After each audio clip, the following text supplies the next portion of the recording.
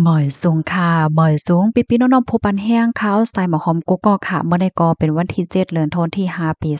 2025ตรงตางพี่น้องค่ะตอนกลางเนี่ยเจ้าๆเนี่ยค่ะเนาะตอนนี้ก็มีข่าวเงาฮิปเน็ตเดๆมาเปิ้นเผาแล้วในปันพี่น้องโพดหอมรายการเฮาเนี่ยค่ะนะในก็มีข่าวเงาออกมาว่าตั้งฝ่ายอินเดียค่ะไล่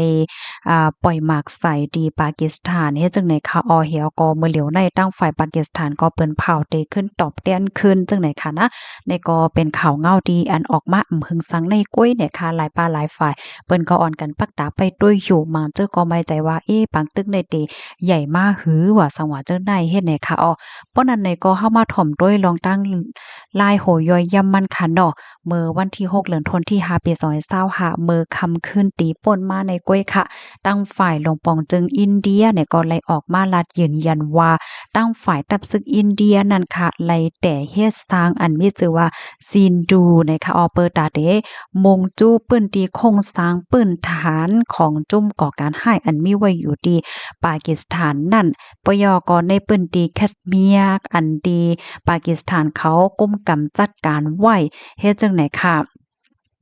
ย้อนเปอว่าเบอร์ป่นมาในค่ะเนาะก็มี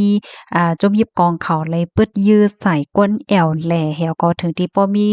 ก้นเลยลูดเสียงก้นหมาเจ็บว่าสว่าจังได๋เฮแนวตั้งฝ่ายอินเดียได้ก็ในว่าจมยิบกองอันเฮ็ดสร้างกว่าในฝ่ายปากีสถานเขา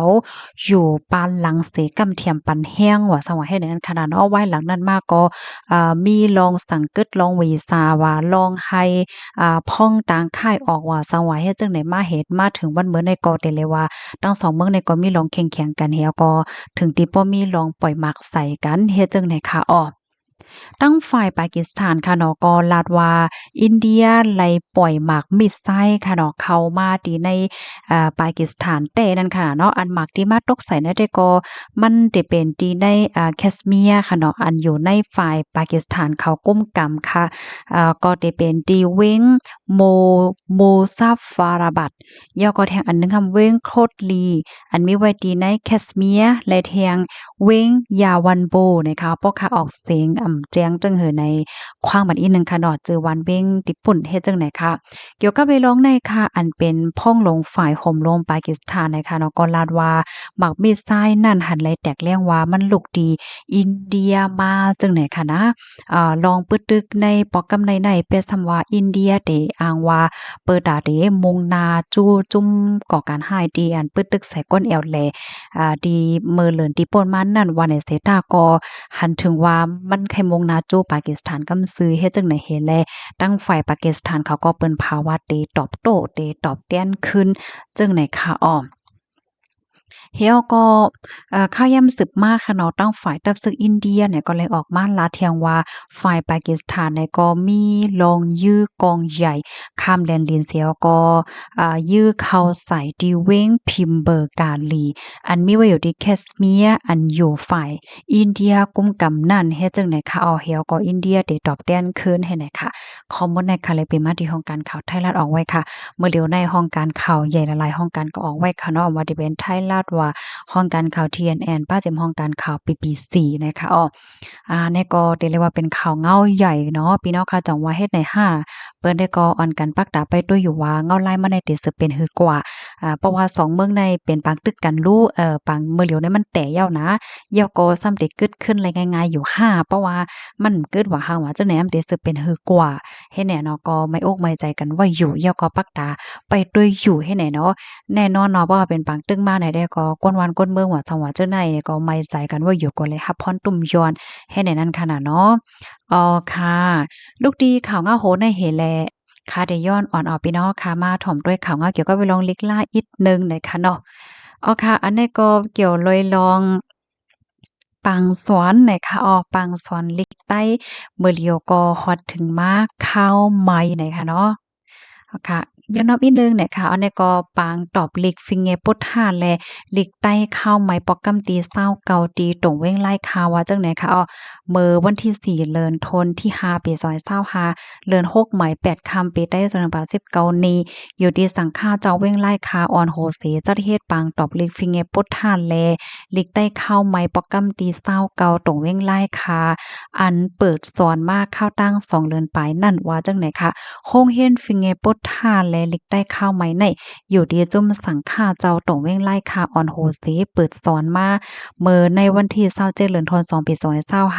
ต่อถึงวันที่4เดือนธันวาคมปี2025ข้าวตั้ง2เดือนปลายสิ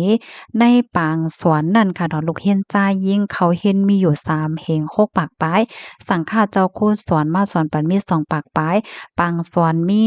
60ปลายเนี่ยค่ะลงเลยเปิดโรงเรียนฟิงเงปุถาและลิกได้เข้าไหมในเยื่องอ่านหนังหือหนอเต้นคือบ่ได้โฮหมอภาษาลิกได้กูภาษาลิกใต้ปื้นใต้หมอนับย้ำพระตลาสังขาปอแม่เสียสมา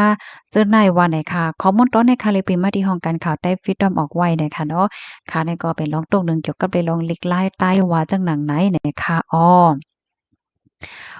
ค่ะเงาลายเกี่ยวกับโปรยลองอ่าวงกลางค่ะเนาะอินเดียและดังปากีสถานในเดซเป็นหือกว่าเนี่ยก็เฮาค่ะก็ไปด้วยกว่าเที่ยงค่ะเนาะเพราะว่ามาด้วยในตอนในเนี่ยมันก็เป็นลองตีลีโซนใจค่ะเนาะว่าสองเมืองในเป็นหือเป็นหานั่นขนาดเนาะเหี่ยวก็มันเป็นหือพองอะซึกอะปื้นมันเป็นจังหือแหละจังไหนค่ะเนาะก็เฮาค่ะก็ไปด้วยกว่าค่ะเพราะว่าจะเอามาพี่น้องค่ะด้วย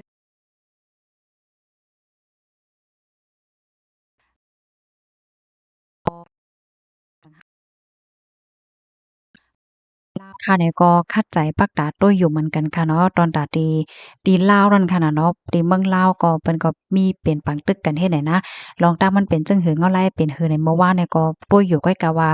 ไปหันมีลองคืบหน้าอีหยังขึ้นมาจังไหนค่ะค่ะยินจมยินนำถึงพี่น้องค่ะกูก้นค่ะที่รับถอมประเด็นปันแห้งย้อนสู่ปันให้พี่น้องค่ะอยู่เลยกินหวานและรอดเพกันกูก็ค่ะหนังหือพี่น้องค่ะบ่ได้เลยรับถอมข่าวเงาเลยโฮกคือตั้นกูมือกูวันค่ะเนาะปัดหนังหือปอดเดจังเป็นแห้งใจตอนตาค่ะเฮาใส่หมอหอมเนี่ยค่ะเนาะก็จอยกันสเปิ้นแพรเชียร์ก็ใส่กำค่ะยินจมใหญ่นำค่ะมอยสูงค่ะ